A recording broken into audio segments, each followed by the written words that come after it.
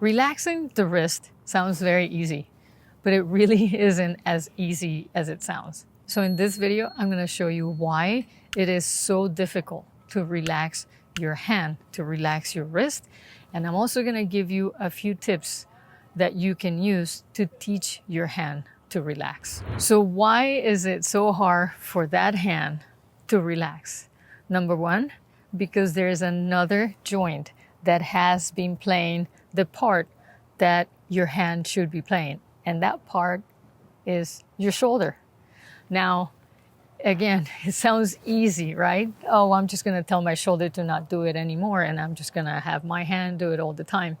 Well, it's not as easy as that sounds, because you have built trust in that motion. And regardless of the fact that it might be hurting you, that it might be causing you pain, your body has learned to trust that motion. And your body knows that if you do this fast with the shoulder, that ball is going to go in.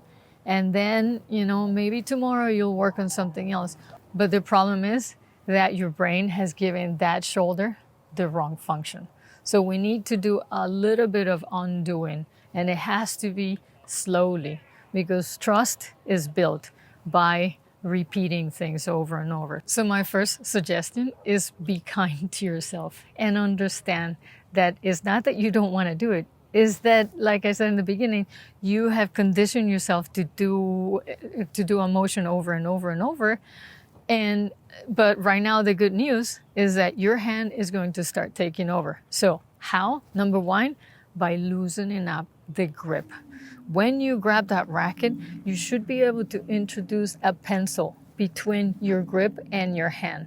Now, in order to do that, you're going to have to grab the handle softly. And that is the key for that hand to be able to snap, to help you. My next suggestion has to do with utilizing the tip of the racket and the bottom of the racket and making them do different things. The main function of the bottom of the racket is control, is to pivot. That's where your windshield wiper is going to come from. So if you imagine a clock, this would be the hands of the clock, and this would be the center of the clock. So that clock is doing this. This is the part where everything is being held from. And the outside of the tip is what's moving. So I want to go through every stroke, and we're going to figure out where the tip and the bottom of the racket should be going on each stroke. So let's start with the ground strokes, and we're going to start with the forehand. So ideally, when you take that racket back, again, you want to try to pivot around the base of the racket. So you don't want to be doing this with the backswing. That would be using my entire racket to take a backswing, right? We want to try to make that tip be the one that's going around that hand. And you see what's happening with my hand? In order for me to do that windshield wiper motion, I have to be able to concentrate on having the motion coming from my hand rather than my shoulder. My shoulder is going to move the whole racket. My hand is going to move the tip and is going to turn it around the base of the racket. So if you picture in your mind that the tip is what's drawing the backswing on that ground stroke, then all of a sudden we're going to learn to disconnect that shoulder from that beginning motion. During the follow through of a ground stroke, then what we want to do is you want to try to pretend that your hand is behind that ball and we're pushing. So as you're pushing, you want to try to keep that same angle that you started with. So what happens if you tighten up your hand, all of a sudden that angle is going to change. So you're going to go from aiming forward to all of a sudden aiming to the left. So when you're getting closer to the end of a ground stroke, that's when you're going to picture in your mind that the tip of the racket is all of a sudden going to go back behind the shoulder, and the bottom of the racket is going to be pointing towards your target. And again, in order to do that, you have to let go of the grip, and you have to keep telling your mind that your hand is the one that is turning the racket, not the shoulder. The more you think about utilizing the tip and the bottom of the racket, the more that you're going to invite your brain to find your hand. The same thing applies to a backhand. So in the beginning, you're going to draw the backswing by using the tip of the racket. I have a one-handed backhand, so my hand is going to paint that backswing. I have a C swing when I take my racket back. So I'm going to try to, in my mind, paint a C with the tip of the racket. And guess what's going to be painting it? My hand, by loosening up the wrist. We're going to go forward with the entire racket. And then at the end, that's where I'm going to tell my racket, okay, the tip of the racket needs to go up to 12 o'clock. And then it needs to drop. And then I can finish my stroke by loosening up my shoulder and opening up my body. When it comes to a volley, same thing applies. You want to feel like the bottom of the racket is what's dragging the ball. And you're holding on to the ball with the strings. So this basically has the power on your volleys. And eventually, the tip of the racket is what's going to cut. Now, in order for the tip to go under the base of the racket has to remain quiet, right? So as you're dropping the tip of the racket and you're keeping the base of the racket where it is, we're going to keep that whole racket going forward. And then we're going to try to loosen up that shoulder so that it drops. And we're going to finish up the stroke. When it comes to the serve is one of the best strokes where you can practice and you can learn how to loosen up your hand. Because really, it's super easy to just get the ball over the net, right? But the point is not that. The point is not to basically become a sitting duck of your opponent. The point is to try to do something with that ball so that you start as the aggressor, as the person that's putting pressure, right? So depending on what kind of serve you're talking about, let's talk about a slice serve.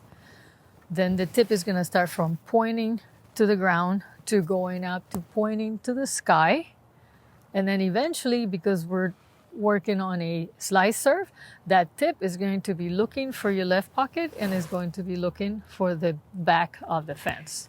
So again, in order to be able to do all that stuff with your racket, you have to learn to think of your hand as the main part of your body that's doing that.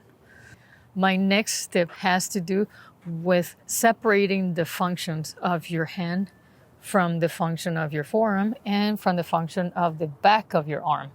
If you think of every part as doing something different, then it's going to become a group effort rather than one big arm doing everything. So the back of your arm ideally should take that racket back and should take that racket forward.